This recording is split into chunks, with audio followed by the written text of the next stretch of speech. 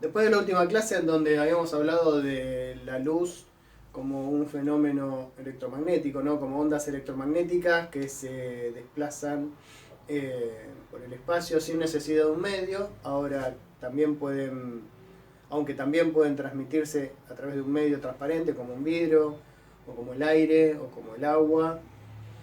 Habíamos quedado en que una de las posibles aproximaciones al estudio de la luz es pensarla como formada por rayos, ¿no? Esos rayos luminosos que típicamente uno en la escuela primaria cuando dibuja un sol le hace liñitas porque dice que la luz se transmite como rayos.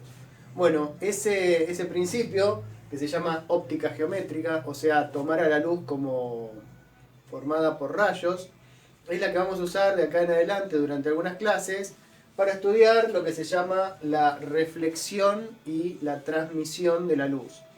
Es decir, la luz se transmite, como dijimos, la vamos a pensar como transmitida a través de rayos, o sea, haces luminosos que se propagan en línea recta, pero cuando llegan a la frontera entre dos materiales, por ejemplo, entre aire y vidrio o aire y agua, hay una parte de la energía luminosa que se transmite adentro del nuevo medio y hay otra que se refleja. ¿Está bien? Entonces, yo lo ejemplifiqué en este dibujito. O sea, tenemos un rayo que es el rayo incidente. Ponele, para pensarlo en términos de óptica geométrica, podría ser, por ejemplo, un haz de láser, ¿no? Un láser, yo lo tengo por acá, incido sobre una superficie, supongamos que esto fuese aire y esto fuese, por ejemplo, agua, como escribí acá. Entonces, va a haber una parte del rayo incidente que se refleje y otra que se mete en el agua. La que se refleja y queda en el medio original, o sea, venía por aire, pega en la superficie, una parte se refleja y queda en aire y otra parte se transmite y se mete en el agua. ¿Está? Entonces, el fenómeno de reflexión y transmisión está formado por tres rayos, por tres haces luminosos. El incidente, el reflejado y el transmitido. Y además involucra dos medios, que podría ser, por ejemplo, aire y, por ejemplo, agua. Lo que nos va a interesar de esos medios es el índice de refracción que hablamos en la clase pasada. Por ejemplo, si fuese aire, el índice de refracción de este medio 1 es 1, y el índice de refracción, si fuese agua, de este medio 2 es 1,33. El índice de refracción es conocido que el índice de refracción del agua destilada es aproximadamente 1,33. Entonces, este fenómeno tiene dos o tres leyes muy sencillas de entender. Por empezar, la primera, que en general no se menciona, pero que es importante, es que tanto el rayo incidente como el reflejado y el transmitido pertenecen al mismo plano, es decir, son coplanares. ¿Está bien? El rayo incidente viene, se refleja y el transmitido quedan dentro de un plano. No puede ser que venga el incidente y el transmitido estén por acá y el incidente y el reflejado pertenezcan a este plano y el transmitido es como que sale del plano. No.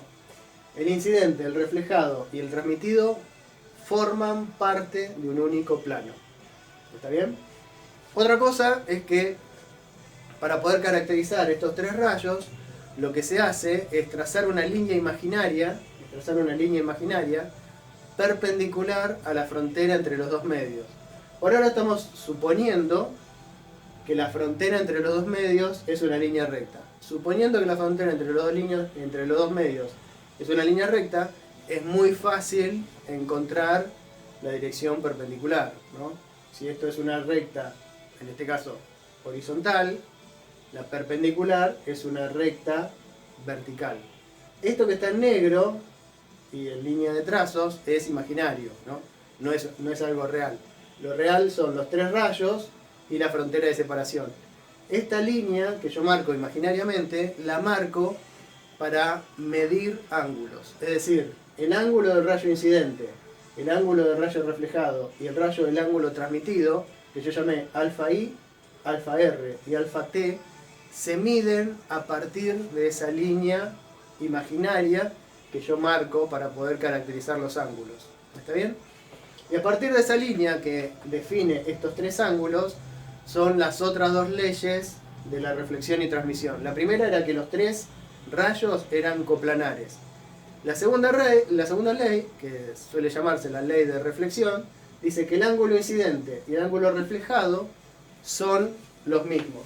El ángulo incidente es igual al ángulo reflejado. ¿Está bien? Y la tercera ley, que es generalmente la más usada y la que tiene un nombre, que se llama ley de Snell,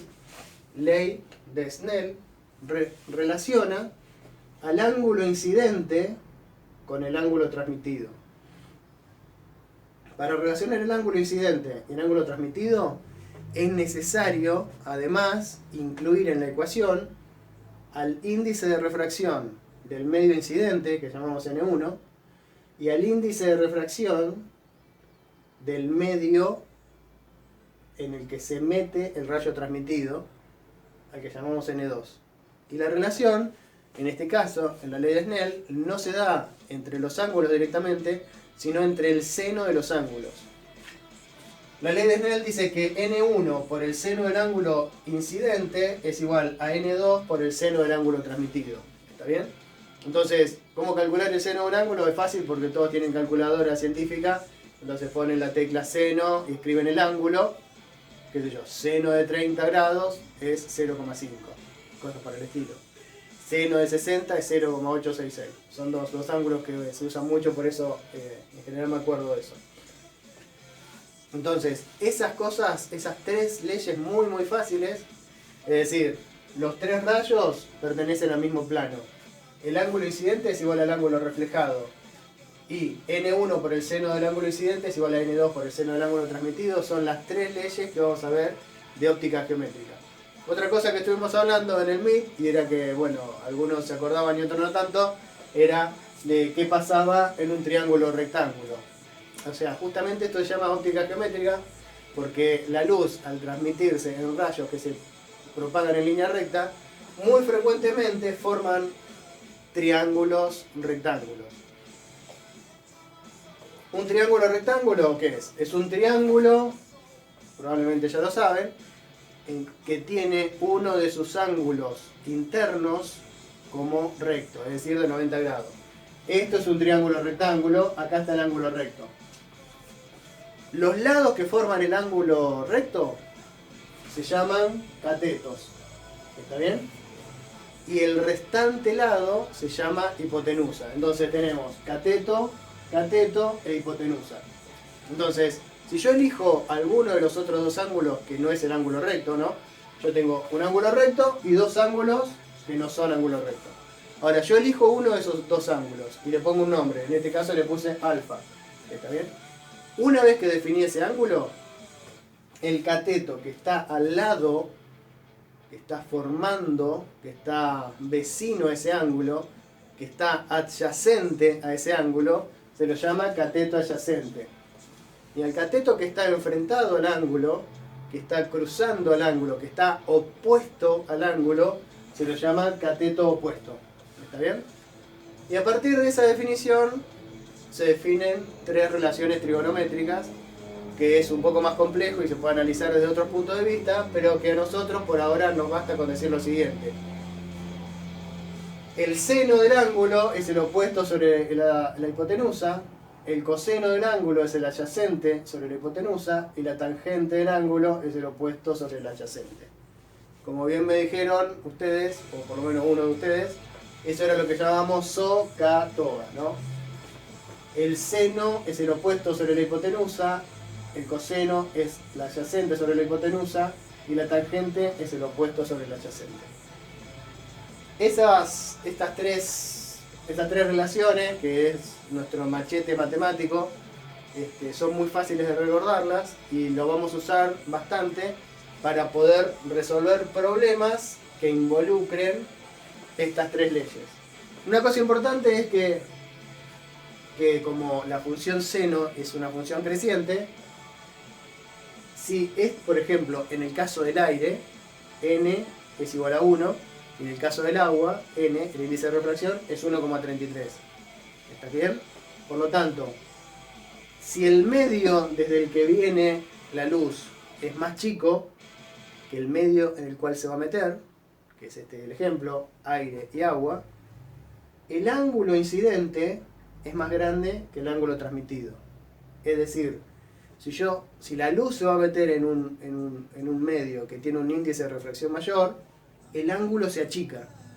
Venía con cierto ángulo y el ángulo transmitido es más chico. ¿Está bien?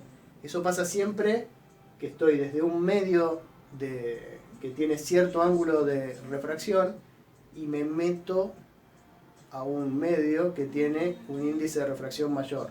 El ángulo se achica. Si yo estuviera desde abajo del agua con un láser y apunto, y ahora la luz viene desde abajo y sale al aire, pasa lo contrario, el ángulo se agranda. Eso va a tener consecuencias tecnológicas muy importantes. Pero vamos a hacer un ejemplo a ver cómo se usa esto. Un ejemplo de cómo aplicar estas cosas podría ser tener un sistema como el siguiente. Una pileta, digamos, llena de agua, cuya profundidad es 2,5 metros, y en los costados de esa pileta dos paredes. Una de 1,5 metros de alto y otra de una altura que desconocemos. Entonces, desde una altura de 1,5 metros se lanza supongamos, haz de láser, ¿no? Como estamos hablando de óptica geométrica, tomar ejemplos de la luz con un láser es ideal, ¿no? Porque el láser es luz, ¿no? Con unas características especiales. Por ejemplo, tiene una única frecuencia, lo que se traduce para nosotros en un único color. Tiene otras características, pero por ahora no las vamos a mencionar. Entonces, desde 1,5 metros de alto se lanza un haz de luz, láser, y impacta a 1 metro de distancia de la pared. ¿Está bien? El haz impacta a 1 metro de distancia de la pared. Una parte se refleja y impacta a una cierta altura sobre la pared de enfrente, que está a 2 metros. ¿Está bien? Y por supuesto, una parte se transmite y hace impacto en el fondo de la pileta a una distancia que desconocemos.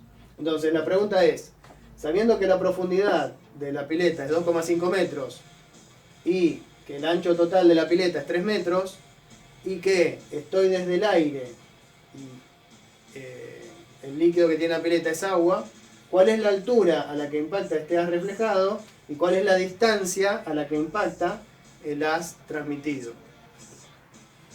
Entonces, acá hay que usar todo lo que uno sabe, ¿no? Entonces, lo primero es definir cuál es el ángulo incidente, cuál es el ángulo reflejado y cuál es el ángulo transmitido. Bueno, por supuesto que yo ya tenía hecho esta línea, que es una línea imaginaria y que es perpendicular a la superficie, para nosotros como dibujamos en 2D, a la línea de separación entre los dos medios. O sea que esta línea es lo único que es imaginario, porque estas tres líneas rojas representan al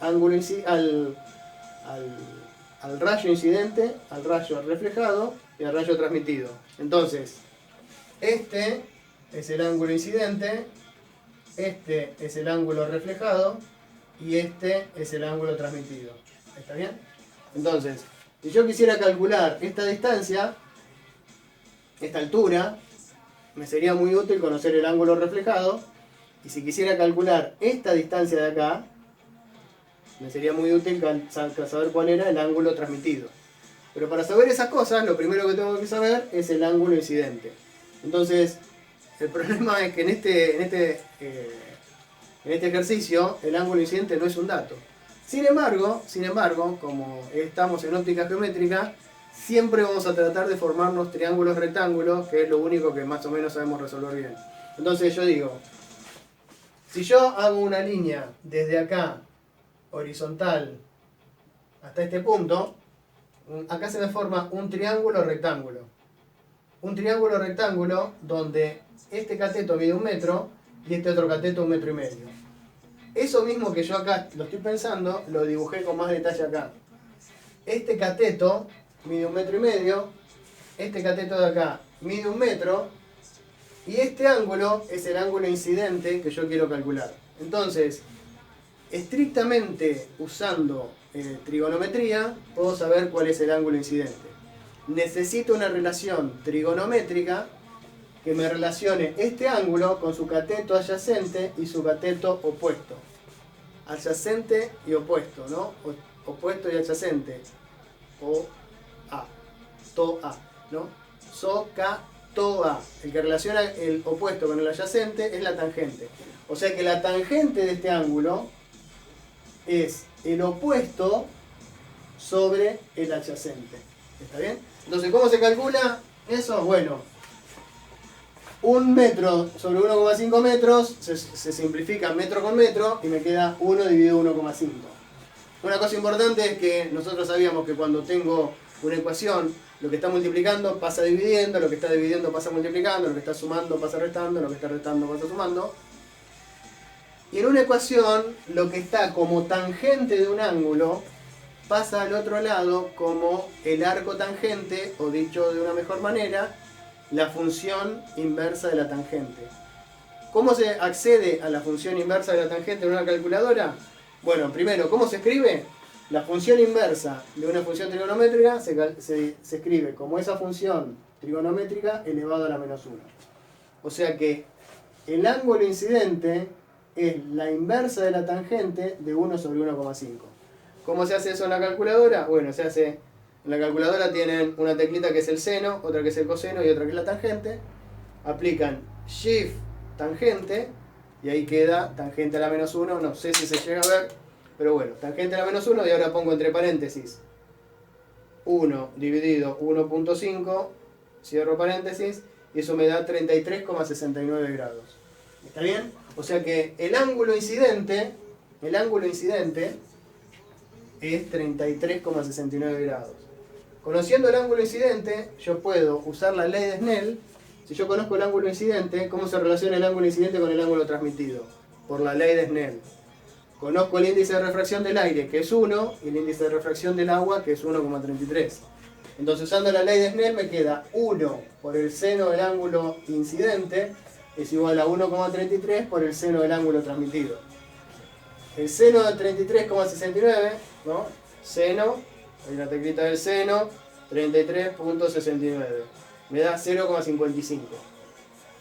0,55 por 1 es 0,55 y este 1,33 pasa dividiendo.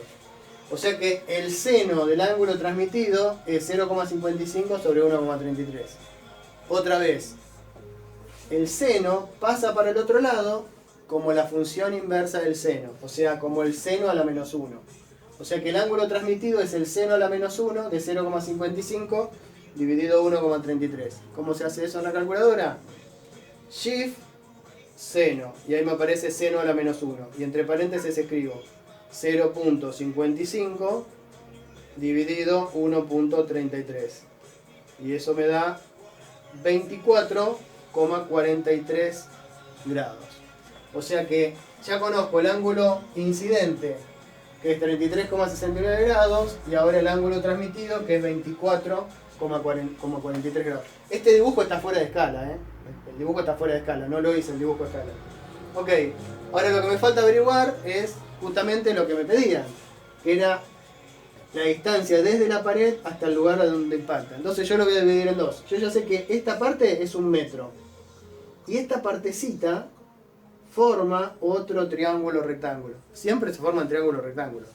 No hay que resolver otra cosa más que eso. Entonces, esto lo hice con más detalle acá. El cateto adyacente mide 2,5 metros. El cateto opuesto es mi incógnita, es lo que quiero averiguar.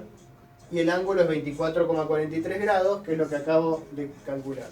Entonces, un triángulo rectángulo que tengo el adyacente y el opuesto. Otra vez tengo que recurrir a la tangente. La tangente de 24,43 es el opuesto sobre el adyacente. O sea, la distancia D, que es mi incógnita, sobre 2,5 metros. La tangente de 24,43 es igual a 0,45. Y este 2,5 metros que estaba dividiendo pasa multiplicando. O sea que la distancia D es la tangente de 24,43 por 2,5 y eso me da 1,13 metros. ¿Está bien? Entonces la distancia total desde la pared hasta este lugar es 1 metro más 1,13 metros. O sea que esa distancia total es 1 más 1,13, 2,13 metros. Y llegamos a la primera cosa que nos pedían después de hacer unas cuantas cuentas. Esta distancia es 2,13 metros. Lo que nos falta calcular es esta altura de acá. Ahora fíjense, si yo prolongo esta distancia, esta línea, acá se me forma un triángulo rectángulo. Siempre hay que fijarse cómo armar unos triángulos rectángulos imaginarios que contengan las incógnitas del problema.